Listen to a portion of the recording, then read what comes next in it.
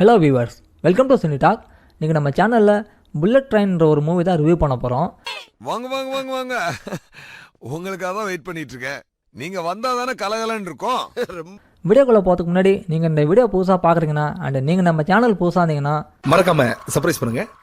முக்கியமாக அந்த பெல் ஐக்கனை டேப் பண்ணி ஆள்னு கொடுத்துக்கோங்க. அப்போ தான் நான் போடுற வீடியோஸ் ரிவ்யூஸ் உங்களுக்கு தவறாமல் நோட்டிஃபிகேஷனில் வரும்.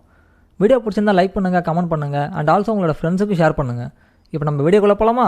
வாங்க வீடியோக்குள்ளே போகலாம். எத்தனை ஒரு பஞ்சாயத்தடா முடிச்சு வச்சு இங்க பாரு, நமக்காக அம்பட்டு போலும் பிள்ளை குட்டியோட வெயில்ல காத்து கிடக்குறாங்களே. புல்லட் ட்ரெயின் இந்த படத்தோட ஓப்பனிங்கை ஒரு ஹாஸ்பிட்டலில் தான் இன்ட்ரோ பண்ணுறாங்க. அந்த ஹாஸ்பிட்டலில் ஐசியூவில் ஒரு சின்ன பையனை வந்து அட்மிட் பண்ணியிருக்காங்க. அந்த பையனோட அப்பா ஒரு கூலிப்படையில் வேலை செய்கிற ஒரு ஆளாக இருக்கார். ஸோ அவரோட எனிமிங்க வந்து அவரை பழி வாங்கிறதுக்கு பதிலாக அந்த பையனை வந்து கொலை பண்ண ட்ரை பண்ணுறாங்க. அப்படி ட்ரை பண்ணவங்க அவங்க அப்பார்ட்மெண்ட் மாடியிலேருந்து அந்த பையனை தள்ளி விட்டு கொலை பண்ண ட்ரை பண்ணுறாங்க. நீங்கெல்லாம் இந்தியாவின் எதிர்கால தூண்கள்.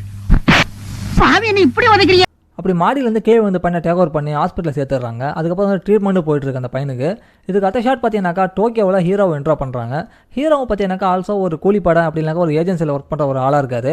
அவருக்கு வந்து அவங்க சைட்லேருந்து ஒரு அசைன்மெண்ட் கொடுக்குறாங்க. அது என்ன பார்த்தீங்கன்னாக்கா, ஒரு புல்லட் ட்ரெயினில் ஒரு ப்ரீஃப் கேஸ் ஒன்று ட்ராவல் ஆகுது. அந்த ப்ரீஃப் கேஸ் நிறையா கோல்டும் கேஷும் நிறையா இருக்குது. அதை நீ ஆட்டையை போட்டணும் வரணுன்ற மாதிரி ஒரு அசைன்மெண்ட் கொடுக்குறாங்க. இப்போ ஹீரோ அந்த அசைன்மெண்ட் அக்செப்ட் பண்ணிக்கிட்டு அந்த புல்லட் ட்ரெயினில் ஏறுறாரு. ஒவ்வொரு கோச்சா வந்து அந்த ப்ரீஃப் கேஸை தேடுறாரு. எங்க இருக்கு எங்க இருக்கு எங்க இருக்கு எங்க இருக்கு எங்க இருக்கு. அண்ட் அந்த மூமெண்ட்டில் பார்த்தீங்கன்னாக்கா ட்வின் பிரதர்ஸ் 2 பேரை இன்ட்ரோ பண்ணுறாங்க.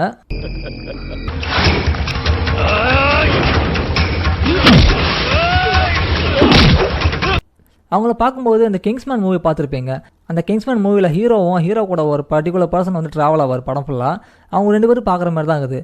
இவங்களோட மூவ்மெண்ட்டாக இருக்கட்டும், இல்லை ஸ்பீச்சாக இருக்கட்டும், இல்லை ஃபைட் சீனில் ஆக்ஷன் சீக்வன்ஸ், ஃபயரிங் சீக்வன்ஸ் எதுவாக இருக்கட்டும், அந்த சீனில் பார்க்கும்போது அந்த படத்தை வந்து லேட்டாக சிங் பண்ணுற மாதிரி இருக்குது. அதுக்காக வந்து அந்த சீனில் வந்து போரிங்னு சொல்ல முடியாது.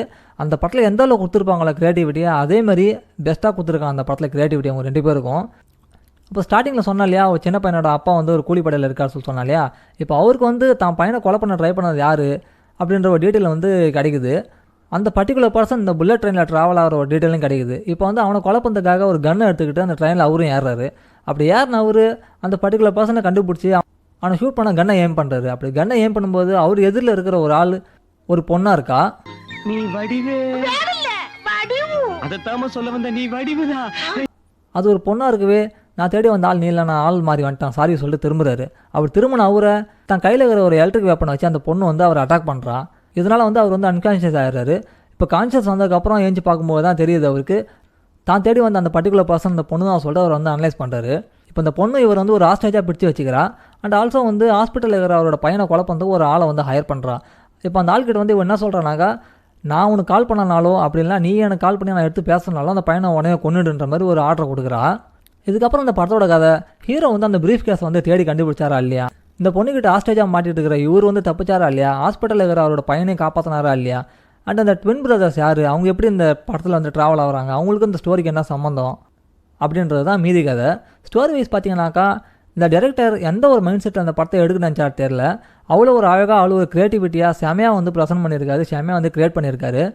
ஒரு எவ்ரி சீன் கூட வந்து இந்த படத்தில் வந்து போரிங்காவோ லேகிங்காவோ சுத்தமாக இல்லை. அண்ட் ஆல்சோ அந்த படத்தில் இன்ட்ரோ ஆன ஒவ்வொரு கேரக்டருக்குமே அவங்களுக்கு கொடுக்கப்பட்ட அந்த ரோலை வந்து கரெக்டாக பண்ணியிருக்காங்க.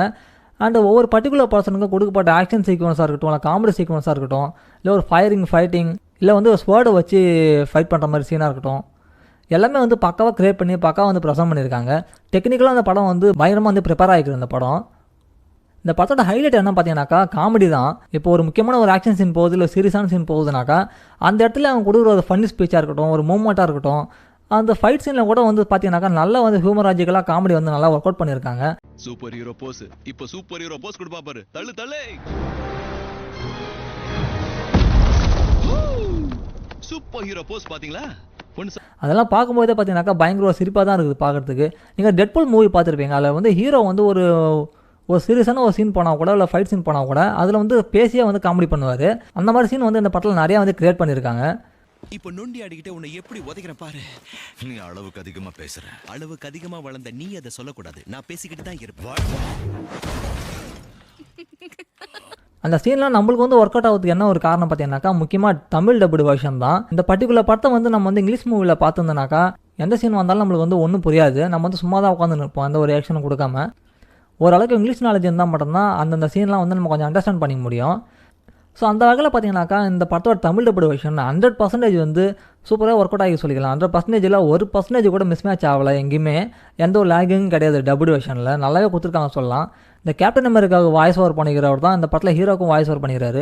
பர்சனலாக எனக்கு வந்து அவரோட வாய்ஸ் வந்து ரொம்பவே பிடிக்கும். அவரோட வாய்ஸ் வந்து ஒரு யூனிக்காக இருக்கும், நல்ல ஒரு டெப்த்தாக இருக்கும் கேட்குறதுக்கு, நல்லாவே கொடுத்துருக்காங்க.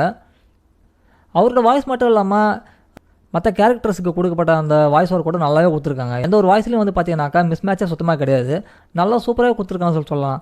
யார் பேசினாலும் யார் மூமெண்ட் கொடுத்தாலும் வந்து பார்த்தீங்கன்னாக்கா நல்ல ஒரு காமெடி சீன் வர மாதிரி தான் வந்து பேசியிருக்காங்க டபுள் வெர்ஷனில். ஸோ அதுவே வந்து இந்த படத்துக்கு ஒரு பெரிய ப்ளஸ்ஸாக இருக்குது. அப்புறம் இந்த படத்தில் டெக்னிக்கலாக அவங்க ப்ரெசென்ட் பண்ண அந்த கிராஃபிக்ஸாக இருக்கட்டும், இல்லை வந்து கொரியோகிராஃபியாக இருக்கட்டும், இல்லை ஒரு ஆக்ஷன் சீன் கொடுக்கப்பட்ட ஒரு அனிமேஷனாக இருக்கட்டும், இது எல்லாமே பார்த்தீங்கன்னாக்கா நல்ல செமையாக தரமாக வந்து ஆசமாக கொடுத்துருக்காங்க சொல்லலாம். எந்த ஒரு சீனுமே பார்க்கறதுக்கு ஒரு கடுப்பாவோ இந்த சீன்லாம் ஏன்டா வருதுன்ற மாதிரி எந்த ஒரு சீனுமே அதில் சுத்தமாக கிடையாது. முழுக்க படம் பார்க்கறதுக்கு நல்லாவே வந்து ஒர்க் அவுட் ஆகிருக்குது, நல்லாவே வந்து நம்மளுக்குள்ளே வந்து சிங்க் ஆகிருக்கு படம் பார்க்குறதுக்கு. இந்த படத்தோட டியூரேஷன் பார்த்தீங்கன்னாக்கா ஒரு 2 மணி நேரத்துக்கிட்ட ஓடுது. அது வந்து ரொம்ப கம்மின்ற மாதிரி தான் தோணுது படம் பார்க்கும்போது நமக்கு. அது ஏன் கேட்டிங்கனாக்கா இந்த படத்தில் கொடுக்கப்பட்ட காமெடி சீன்ஸ், ஆக்ஷன் சீன்ஸ் எல்லாமே வந்து அந்த அளவுக்கு வந்து சூப்பராக ஒர்க் அவுட் ஆகுது. பார்க்க நம்மளுக்கு வந்து பார்க்கணும் தான் தோணுது. அந்த பர்டிகுலர் சீன் அப்படின்னாக்கா அந்த படம் முடியும் போது அந்த படம் அதுக்குள்ளே முடியுதுன்ற ஒரு ஃபீல் தான் நம்மளுக்கு வந்து பெருசாக இருக்கே தவிர, ஐயோ எப்போ அந்த படம் முடிஞ்சால் போதும் சாமி, நம்ம ஏஞ்சி போனால் போதும் சாமின்ற ஒரு மைண்ட் செட் சுத்தமாக நம்மளுக்கு கிடையாது. அந்த மாதிரி மைண்ட் செட் நம்மளுக்கு வரவும் மாட்டுது இந்த படத்தை பொறுத்த வரைக்கும். அந்த அளவுக்கு சூப்பராக பண்ணியிருக்காங்க சொல்லலாம். மட்டமான படம், நல்லா இல்லாத படத்துலாம் வந்து பார்த்தீங்கன்னாக்கா டைம் டியூரேஷன் அதிகமாக்கி கதையே இல்லாமல் வளன்னு இழுத்துன்னு போயிருப்பாங்க. ஒரு 3 மணி நேரம் 3.5 மணி நேரம் அப்படின்ற மாதிரிலாம் கூட இழுத்துட்டு போயிருப்பாங்க. ஆனால் சூப்பராக நல்லா பக்காவாக கிரியேட் பண்ணிக்கிற இந்த படத்துக்கு வந்து டைம் டியூரேஷன் வந்து ரொம்ப கம்மியாக இருக்குன்னு தான் தோணுது நம்ம பொறுத்த வரைக்கும் இந்த படத்தை பார்க்குறதுக்கு. இன்னும் கூட கொஞ்சம் ஒரு 2.5 மணி நேரம் 3 மணி நேரம் கொடுத்துருந்தாலும் கூட நம்ம வந்து சலிக்கமாக பார்த்துருக்கலாம் அந்த படத்தை. அண்ட் ஓவரால் இந்த படம் எப்படி இருக்குது, நல்லா இல்லையா? நான் பார்த்த வரைக்கும் இந்த படம் எனக்கு பிடிச்சிருக்கா பிடிக்கல கேட்டீங்கன்னாக்கா அந்த படம் வந்து ரொம்ப செம்மையாக வந்திருக்குன்னு சொல்லுவேன். ஒரு ஆசமான மூவி தான் அது. ஹாலிவுட் மூவி விரும்புகிறவங்க, ஆக்ஷன் மூவி விரும்புகிறவங்க யாருமே வந்து இந்த படத்தை வந்து மிஸ் பண்ணாமல் தவறாமல் கண்டிப்பாக பாருங்கள். சின்னவங்க வந்து பெரியவங்க வரைக்கும் இந்த படத்தை வந்து லைக் பண்ணி பார்க்குற ஒரு படமாக தான் எடுத்திருக்காங்க அந்த படத்தை. ஃபைனலாக பார்த்தீங்கன்னாக்கா அந்த படம் வந்து செகண்ட் பார்ட் வர மாதிரி தான் கொடுத்துருக்காங்க லீடு.